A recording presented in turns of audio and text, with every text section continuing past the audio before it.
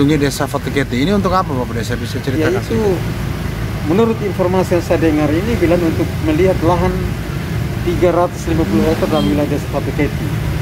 Iya, di NTT ini mungkin dua kabupaten, Sumba dengan Sumba Barat tidak salah, dan Kabupaten Belu, khusus di desa Fatuketi untuk melihat lahan ini. Makanya sementara mungkin lagi sedikit traktor ini akan turun di sini. Besok ini secara simbolis, secara seremonial akan menyampaikan apa operator itu akan langsung operasi ini, operasi lahan-lahan yang di belakang ini.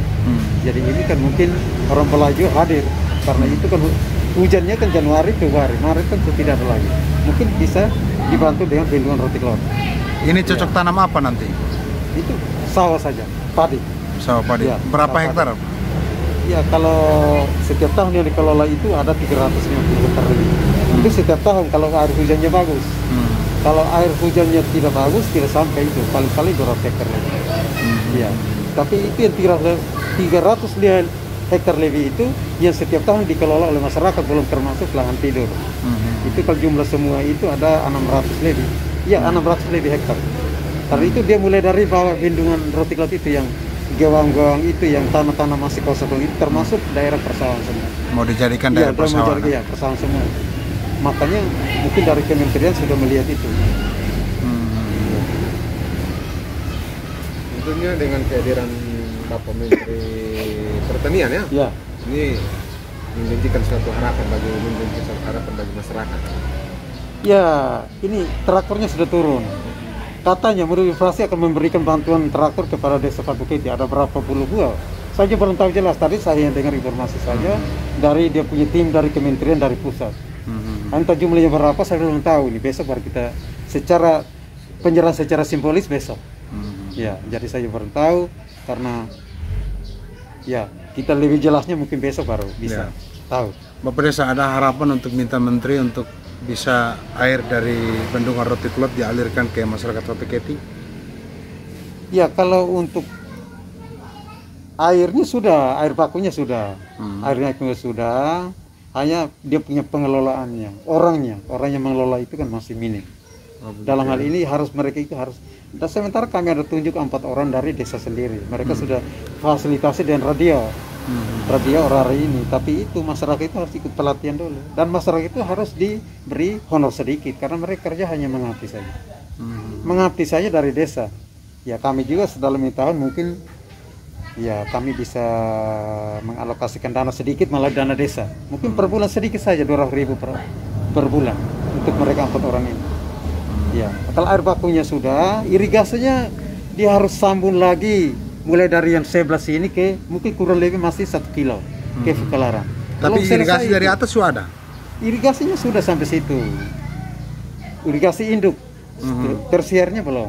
Tersiernya belum ya? Induk baru sampai sini, mungkin dia harus 1 kilo lagi ke sampai Fukalaran, ke Fukalaran. Ya, karena itu baru sampai sini. Tapi masyarakat bingung, dari irigasi ini saya sudah pernah mengangkat hal ini juga melalui media, ke Paskupan. Ya, kerjanya belum begitu betul karena masyarakat bingung. Yang survei pertama lain, yang datang kerjanya lain, tidak ikut jalur yang pertama orang survei pertama itu. Jadi masyarakat bingung. Ada kalanya dia pun tanah begini, kok airnya tidak mungkin kan dia mau mengalir naik begini.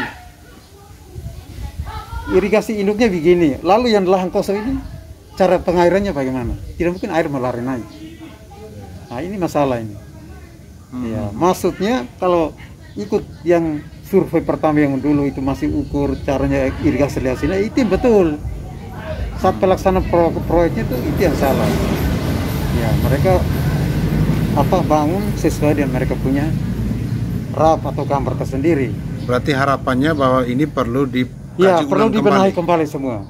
Ya, dan kami juga akan mengusulkan ini ke BWS menurut saya akan sampaikan semua ini, termasuk air bakunya dan irigasi.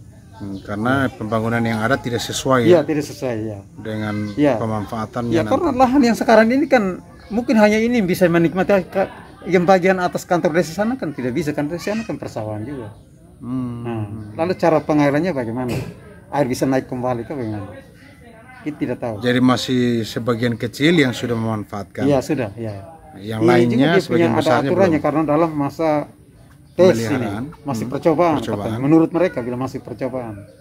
Ya, jadi baru-baru kita kesulitan untuk jagung ini juga mereka harus buat surat sampai kementerian sana baru bisa. Iya, ya. Dan tidak bisa keluar sembarang air. Kecuali air bakunya sudah. Air bakunya sudah ya? Sudah, tapi masih buat lagi dia punya pembangunan rumah. Dan kami dari Bapak Camat masih cari tanah kosong kurang lebih 2 hektar. Karena masih ada dia punya rumahnya, ada bak induknya. Oh, bak induk. Ya, sementara yang kami minum ini kan airnya langsung keluar. Reservoir. Iya, iya betul. Ada 7 penyaringan tuh 7 penyaringan ya? Iya, ada dia punya di fasilitas dia punya perlengkapan rumahnya. Iya, dia bisa airkan, bisa diairi sampai desa tetangga saya bilang. Oh begitu ya? Seperti di Laos. Iya.